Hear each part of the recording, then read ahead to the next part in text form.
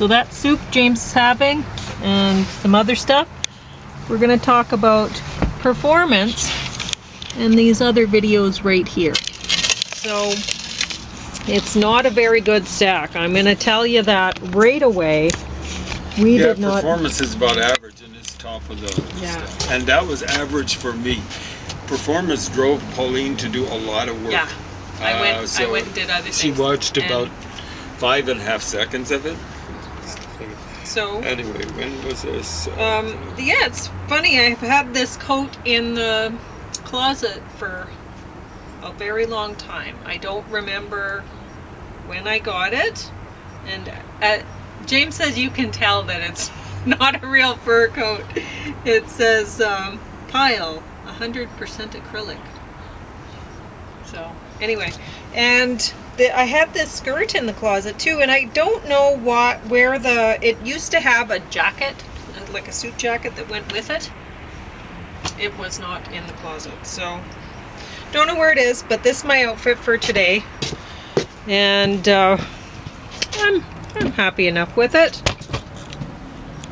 I guess. So okay, so there you go, James. And you may as well just launch into the stuff. Yeah. Okay, so this was put out, according to this, in 1970. I think the filming was done either 68 or very early 1969. It's pretty slow paced. It's supposed to be about rock and roll, hedonism, mixing with the criminal underworld and stuff like that. And one of the reasons why it's slow paced is Mick Jagger actually does a better job than I thought he would. This is his first film performance, first movie performance, or whatever, acting performance. And but it's a little bit slow paced. I think they told him, you kind of got this hyper stage act and stuff like that, or maybe he was just kind of reining it or whatever. So it's a little bit slow paced. That's kind of what you expect from people who don't have that much experience on stage or in front of a camera or whatever. It also features the then, this would be 68 into 69, girlfriend of Keith Richards. Later became his wife and then almost drove him to death. Drove him to a variety of things, not really drink, things way worse than drink. And although, what was his name, William Burroughs claimed that alcohol was a more trying thing to get off of than heroin. So, all you folks who are flirting with alcohol, I don't know what you're getting into, but you're advised to get off of it and get off of it fast. At any rate, so Anita Pallenberg, it also features someone called Michelle Breton. She had amazing freckles. So, and they showed a lot of them from a lot of areas of her body. And Breton would indicate her ancestors, at least on her dad's side, if that's her real name, would be Celtic, so maybe she comes by the freckles. It came by the freckles naturally. I'd like to think she's still alive, but I think Anita Pallenberg is now gone the way of all things. Mick Jagger, I think, still around, and he's coming up, I think, 83 years old this summer. I believe he's supposed to be a Leo. At any rate, the performances by like the underworld types, pretty good, not the greatest though. And the hippie types, like Anita Pallenberg, had actually been in movies, a few. I think she was cast more because of her looks. They don't seem that spectacular nowadays, but I think hers were not enhanced by, like nose job or whatever. And but I think she was more because of her looks and her willingness to flaunt lots of them, from like her hair roots down to her toes in front of the camera. Let me think. Michelle Breton, is that her name? Michelle Breton. Yeah, she does an okay job. I think she was used to acting or something like that. So this is done by Donald Campbell and Nicholas Roeg. And I think Nicholas Roeg was actually the former husband, or at least partner, of the woman who was going with Jagger. I don't think she ever married Jagger. Going with Jagger at the time of this film, Marianne Faithfull. I think she's gone the way of all flesh. She survived a lot longer than I thought she would. Probably a lot longer than anyone thought she would. So she's the one who wrote the lyrics, at least, of the Rolling Stones 1971 album. You know, Cousin Cocaine, something to do with heroin or whatever. The Rolling Stones took full credit for it. She was annoyed about that, but I don't know. Jagger claimed that she'd get more money that way. Of course, he was pretty sly about money. He didn't go to the London School of Economics for nothing, and that's why he married the first two women he married in places where the marriages weren't legal, so they couldn't take him to the cleaners in court for alimony or whatever. So that was when he married Bianca Jagger. Was it Saint-Tropez or something like that? And then Jerry Hall, I think that was in Bali. So is this?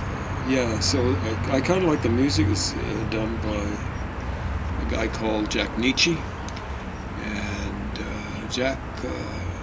Pretty sure was classically trained. He could write classical scores and stuff like that. He could play piano in a quite sophisticated manner. But you listen to Neil Young's album After the Gold Rush, I'm pretty sure it's Jack Nietzsche pounding the ivories on When You Dance, I Can Really Love. He could rock with the best of them. One of the songs was written, I didn't know about this, by Randy Newman, called Long Gone Train. Jack Nietzsche brought, I'm pretty sure, to the first album by Crazy Horse, which was ended up being on many albums Neil Young's backing band. Well, the first album comes somewhat recommended. It's not the greatest thing out there, but it still had Danny Whitten, and it's got Come On Baby, Let's Go Downtown, about the most it's just hard to understand an album being so, or a song being so upbeat about heroin addiction, like scoring heroin. But I guess, like, when you run short of heroin, it's like William Burroughs claimed it was the, did he claim it was the, yeah, it was the opposite of LSD. So if you're running short of heroin, I guess you get LSD kind of symptoms, according to him, and he had a lot of experience with a lot of those things, including alcohol, heroin, and presumably LSD. The Lord knows what all else. I'm pretty sure he's gone the way of all flesh. I don't think he lasted. Well, he lasted a lot longer than a lot of people have gone. Anyway, Jack Nietzsche, and it has some singing by, not enough, by Mary Clayton, who around this point in time would have been doing backing vocals. Not really backing, she just kind of pulls Mick Jagger along by his hair. The backing vocals on Give Me Shelter, that comes highly recommended. A lot more highly recommended this movie. It's only for people who, you know, like completists who want to know. I will say, though, hefty book inside. There's a hefty book inside. Yeah. And if you're into the Stones or Mick Not Jagger or stuff like that, there's a electrifying scene. It's a Mick Jagger written thing. It's not done with the Rolling Stones. I don't think. It's called Memo from Turner. It is amazing. It's got some of his best lyrics.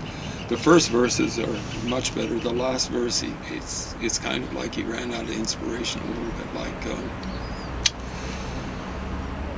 William Taylor Cole. What was that? Samuel Taylor Coleridge did mixing up with other movies, but did with Xanadu. Xanadu did Kubla Khan, a stately pleasure dome decree. He should have written, decreed a stately pleasure dome. So you're going to review that? Well, I won't, but I'm just going to mention that here's Arctic Convoy second in the stack, but James going to talk about it later because he's going to eat some of the soup. He's There you going to go. end up getting Before it gets too cold. So I feel like I'm in the Arctic Convoy. It's not that bad, folks. So the next one I put in the stack was one that I watched this morning while I was working out on the machine. Miss Bala, which I don't understand why it's called that, because I thought it was like... Anyway, it doesn't matter. I thought that it was a Miss Baja California pageant or something like that. But weird. Baja. And they put Bala in there. I think. Anyway. Yeah. But I don't know. Maybe it's I a misnomer.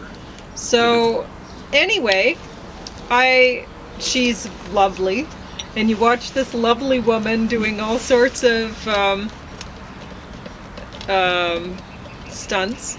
Like she's, you can see her with a gun in the picture on the cover. Yeah. And at first, she's not that type at all. She probably had never shot a gun in her life. But some things happen. And she gets involved with things that she didn't ask for. But here she is, and she has to deal with it. So it's kind of a little bit like Taken. Only, I mean, we've heard about women that are tattooed and they're as a part of a Ritual? property of a that gang sort of or whatever. Or of a guy. Mm-hmm. Yeah. Yeah, okay. And so this happens to somebody that she loves, and she's trying to find the person, and she gets involved with all sorts of people that don't seem very good. And honestly, the DEA isn't looking very good for a while, and I was kind of put off by it because it seemed like for a while that they were trying to make this big drug gangster leader, whatever, out to be kind of a good guy, and he is such a creep. No. And all of them are. That it's just a bad kind of. I mean, there's scenes where he's wearing a cross around his neck, and yet he's holding a gun. He kills people. He's not a nice person. So, anyway, but it ends up, I guess, okay in the end. So, whatever. I should say that I'm now watching the movies with subtitles on and the sound off, and I'm playing music in the background on another thing, because we'll talk about that when we talk about Arctic Convoy.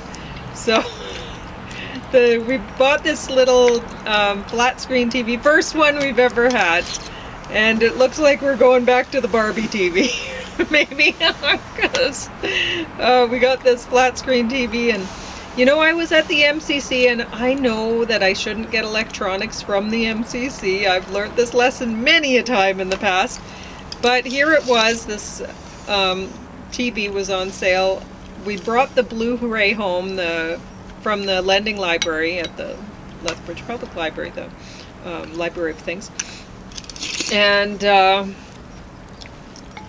I couldn't find a way to hook it up to the Barbie TV, because the Barbie TV is just too old to have the right kind of thing to hook up to the Blu-ray. And so I was like, okay, that's it. I'm going to the MCC. So James drove me there, and I got this little flat screen TV that has the right kind of hookup. And for a while, it was seeming really great. And well, it seemed very big by comparison. You call it little, big by comparison to the Barbie TV, but very small by today's standards. Yeah, and so anyway, at first when I put it on, the volume was pretty much all the way up on the thing, but it didn't sound very loud. And some of the noises sounded kind of muffled, but I thought, I don't know, and Seemed perfectly okay to me. I mean, in the store, I'd ask the people, so do the TVs have sound and everything? Because you can't hear them. They don't have any way to hear them in the store, just see them. And, well, no, the TV no longer really has sound. It has a sound that sounds like a high-pitched mosquito in your ear, which is really horrible. I don't even hear that, but I hear a muffling. Yeah, that's really bad. Yeah. Anyway, I don't hear so the the sound is off, and I'm reading subtitles while I'm working out. So, the way it got blown out was, I almost feel responsible. I was watching this. It would have went anyway. And there was a lot of bombs going off and stuff. There was like that. obviously something wrong with it to begin with, because the volume was almost all the way up, yet it wasn't very loud. So that's not right. Anyway. Second, Monster Hunter, Mila Jovovich.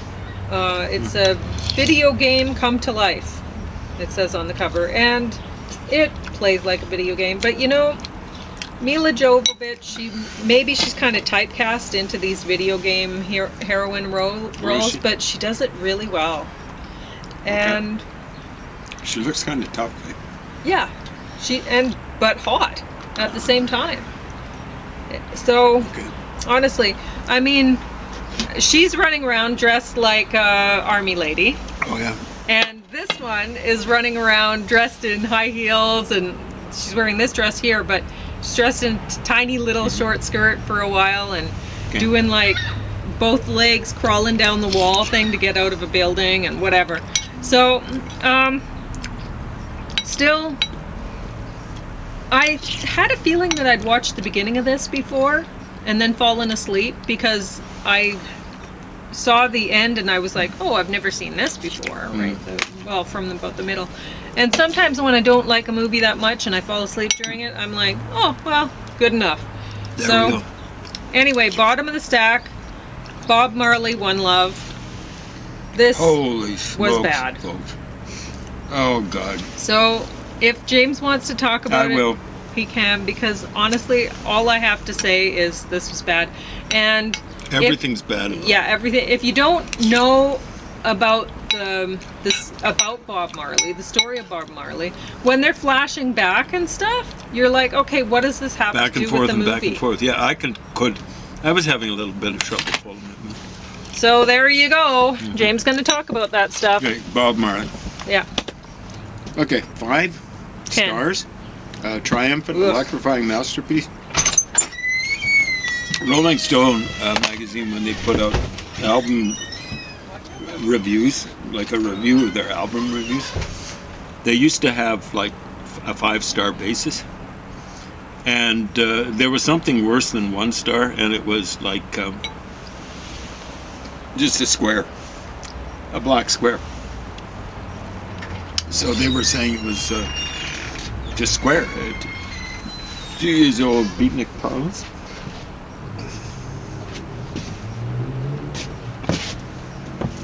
That the hippies in their ilk adopted. So you're talking about this one right now? I can hold it up while you're talking. 5 squares for this. So somewhere, I think at the end, where I flashed, Time magazine picked, presumably around 2000 or something like that, picked Exodus, one of Bob Marley's albums, as the top album of the 20th century. Not even top 100, folks. None of his stuff that... And I bought 4... It's not as though I'm talking from outside of Bob Marley fandom. I tried. You know, like in the late 70s, I bought 4 of his albums, Bob Marley and or Bob Marley and the Wailers. And my experience was like my experience with Stevie Wonder, more so with Marvin Gaye from the 70s. At least Stevie Wonder put out some sophisticated music. He'd play almost any instrument, including, I gather, the drums. But even worse than Stevie Wonder stuff from the 70s. He was winning all sorts of Grammys. People, oh, racism, yeah. Winning all sorts of Grammys. And Paul Simon would be ending up runner-up. And I'm going, in a world, I mean, Paul Simon had sophisticated music. And his lyrics weren't the greatest in the 70s. But he had way better lyrics. And here's Stevie Wonder's winning the Grammys. He's not even that good a singer. He does too much yodeling. You're going, what was he saying there? Because he's yodeling the syllables. Marvin Gaye, this hugely popular, at least with the critics album, What's Going On?